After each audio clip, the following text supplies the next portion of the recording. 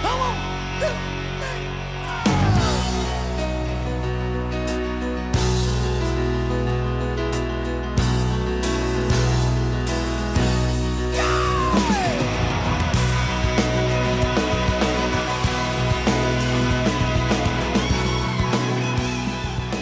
Well, good morning. Welcome back to the Broadcast Retirement Network. I'm Jeff Snyder. This is BRN AM for Wednesday, April 20th, 2022. At our top story today, we'll take a look at the U.S. Government Accountability Office's study on 403B plans. And joining me now to discuss this and a lot more is Chris Nagoyan. She is a director for the U.S. Government Accountability Office. Chris, great to see you. Thanks so much for joining us on the program this morning. Thanks for having me. Okay, so before we get into this very important report on 403Bs, I want you just to level set who or what is the Government Accountability Office, just so everyone's aware. The Government Accountability Office is an agency that works for Congress.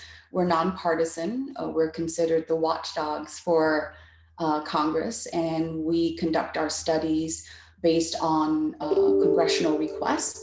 And that's a bit about GAO.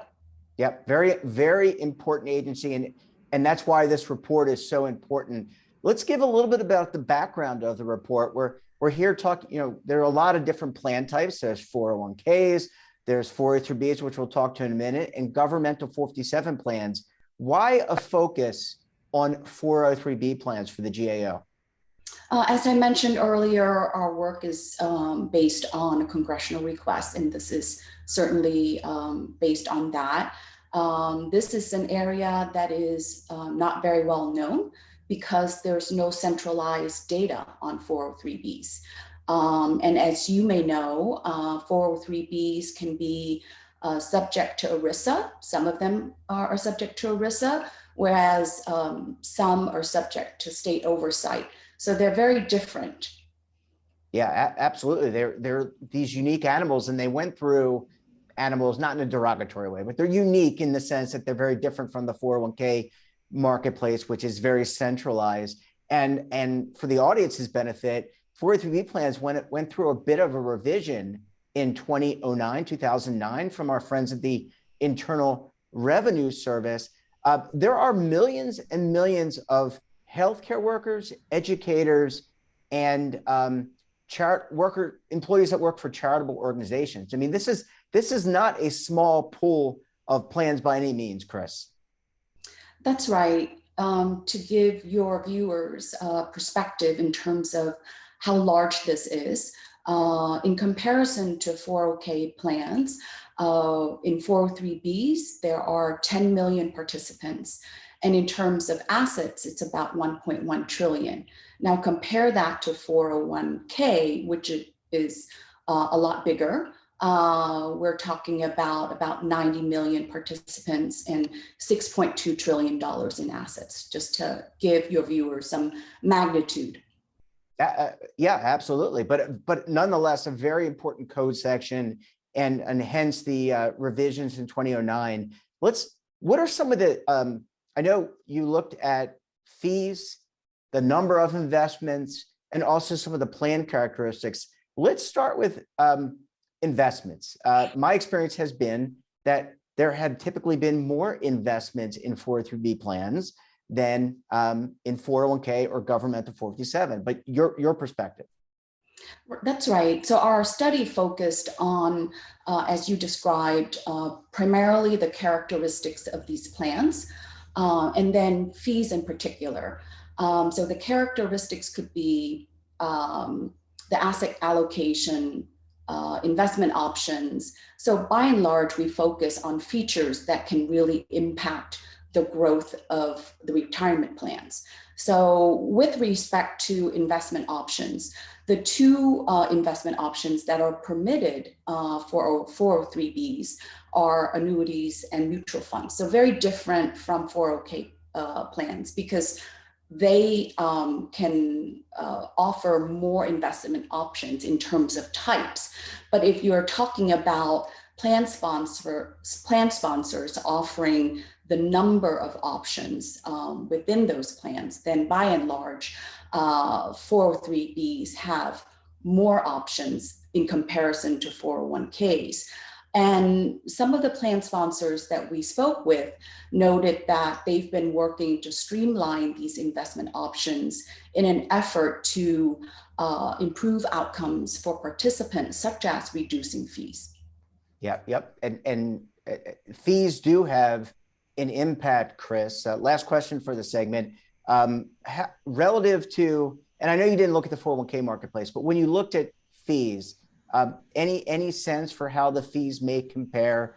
And fees, by the way, for the audience's benefit, I know you know this, Chris, fees are determined on a lot of different factors. It could be the size of the plan. Each plan is its own ecosystem. So with participants, number of investments, types of services, all those things are kind of baked into the fees being charged to the participant. But just any sense for the, what the fees may look like in these programs?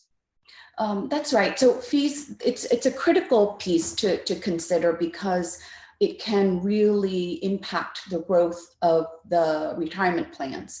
So we talked about, in the report, we talked about a range of fees that can be paid by plans and participants. Some of them, a common one is administrative fees.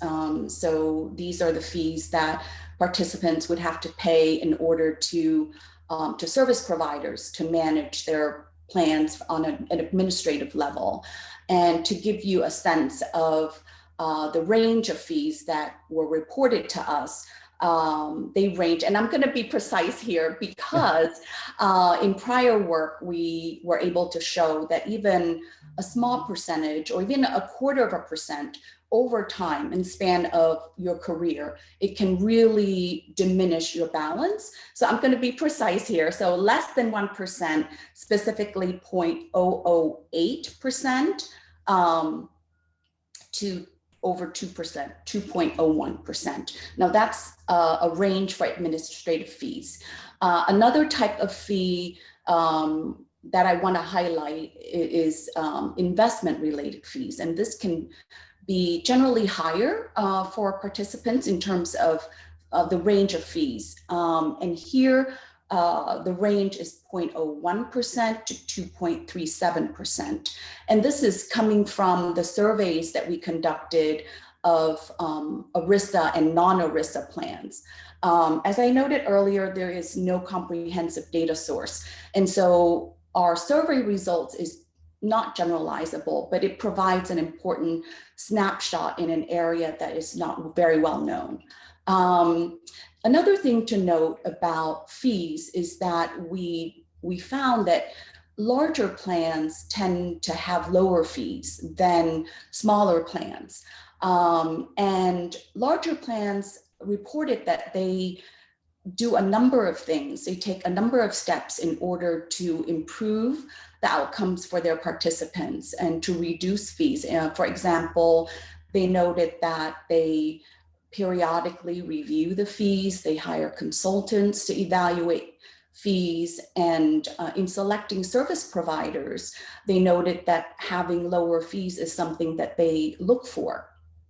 Yeah, again, very important. And a lot of work has been done to, I don't know, clean up or streamline. I'm going to use the word streamline. A lot of work has been done to streamline over the last 12 to 13 years since those new IRS rules. So we don't want to diminish that at all. This is a good snapshot. Chris, I need to take a very quick break. When we come back, we'll talk more about the GAO report on 403 plans and maybe some lessons for employers and employees. If you're one of these plans, you're going to want to stay tuned right here on BRN AM.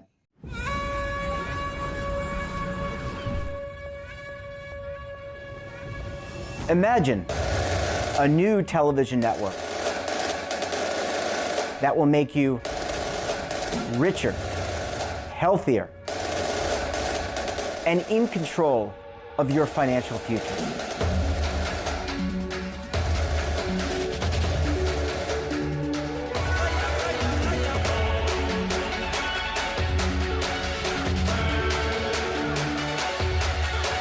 This network is for the policewoman in Nashville, Tennessee, the baker in Dubuque, Iowa, the teacher in Lexington, Kentucky. We want to make the idea of savings and retirement culturally relevant. But what do you see as a defining issue of the midterms, especially for the smaller businesses? I mean, they are the lifeblood of the American economy.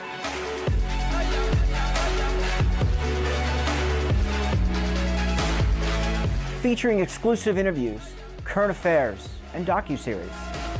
33 years old, you retired early. The philosophy is money only matters if it helps you live a life that you love. But you got to start thinking about retirement as soon as you get in. The Broadcast Retirement Network will drive very high engagement with premium partnerships.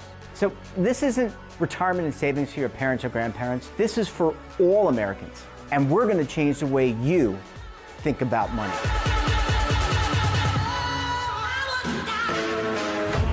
Welcome to the next frontier of retirement and savings. This is BRN, the Broadcast Retirement Network. Are you stuck with a low credit score? A credit report and score that's causing you to be denied credit or pay higher interest rates than others for the same things? Then do what Terrence did and call Credit Repaired for your free credit evaluation to help restore your credit. I started thinking about buying a new house, and my score wasn't where I needed it to be. I called and spoke with one of the representatives, and we just had a good conversation, and I liked what he was saying.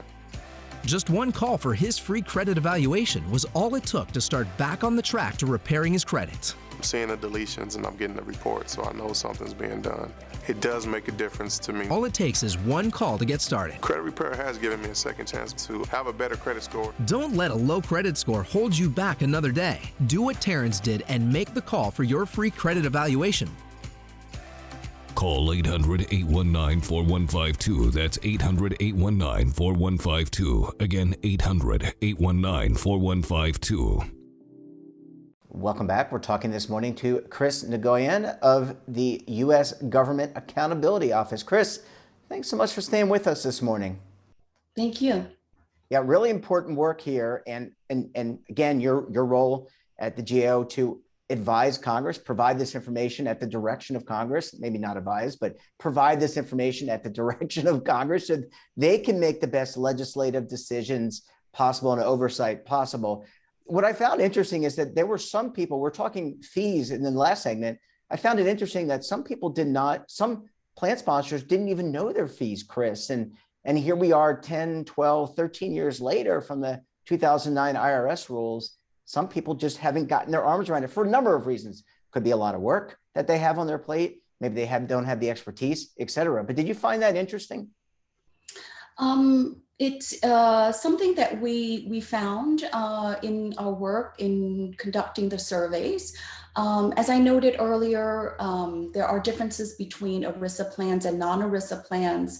And for the ERISA plans, we conducted our survey of both, of plan sponsors and service providers. And overall, we fielded surveys to 84 plan sponsors and service providers in total. And we got 45 responses back. So just to give you a sense of the information and to note that this is not a generalizable set of information. And plan sponsors can really vary in size, and they do hire other service providers to help them manage their plans. And in some of our questions in asking about fees, asset allocation, investment options, some of the respondents noted that they did not know the fees or investment options. And the experts attributed to the fact that these plans can rely on third parties to administer their plans, and hence the awareness may not be there.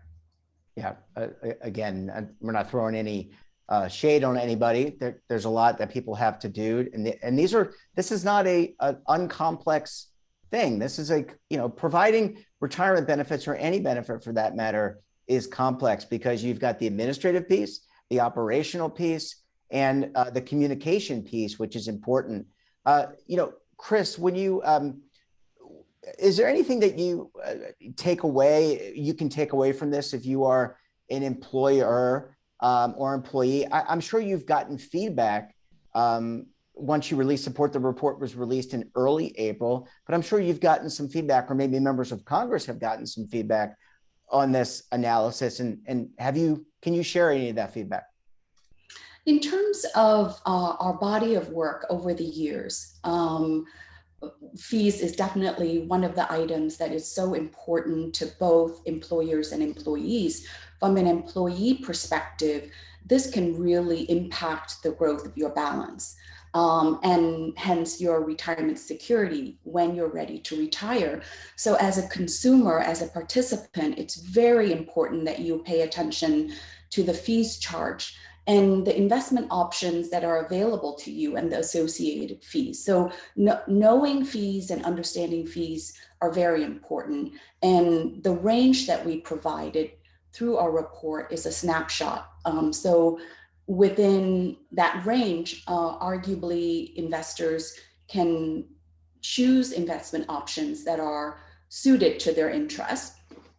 From an employer perspective, as I noted earlier, some employers have reported that they've taken steps to help the outcomes for participants by selecting service providers who offer lower fees, by monitoring and evaluating fees on a periodic basis. They can hire consultants to help them in that evaluation. So those are some of the steps that can really be helpful to employers in helping their participants. Yeah, really, really important. Get educated, whether you're an employer or an employee. The more you know, the more of an asset you will be to improving your plan. Last question, Chris. You and the team are always doing research. Is there anything you can share in terms of what's next on the docket at the GAO when it comes to retirement? Maybe is it a follow-up on the 403B plans? Is it a look at fees in general? Can you share any of the future research we might expect to see, again, at the direction of Congress? In terms of 403B, if you're interested in knowing more about 403Bs, we are starting a follow-up to this report. And the first piece focused on our descriptive analysis of the characteristics and fees. The second piece will focus in on the oversight of these plans at the federal level, as well as state and local efforts to improve outcomes for participants. So that's a preview of what's to come. Yeah, I'm excited. I know I'm a retirement nerd, but I think there are a lot of people out there who really want to learn more about their plan and how they can have a better outcome in retirement. Because let's face it, all of us are going to be retired in some capacity. We don't know how long we're going to be in retirement. So those balances need to last for some period of time. Could be if you retire at 65, you could live to 90. That's a long period of time to use those assets. Well, Chris, thank you so much for joining us. And we look forward to having you and the GAO back on the program again very soon. Thank you for having me. That wraps up this episode of BRN AM. Have a topic of interest, someone you think we should talk to, drop us a line. And don't forget, for all the latest curated news in lifestyle, wellness, finance, tech, and a lot more, check out today's edition of our daily newsletter, The Morning Pulse. Want to search our content? Check out our latest show. We'll visit our website and our streaming partners like Amazon, Roku, Samsung, over 100 more. We're back again tomorrow for another edition of BRN AM. Until then, I'm Jeff Snyder. Stay safe, keep on saving, and don't forget, roll with the changes.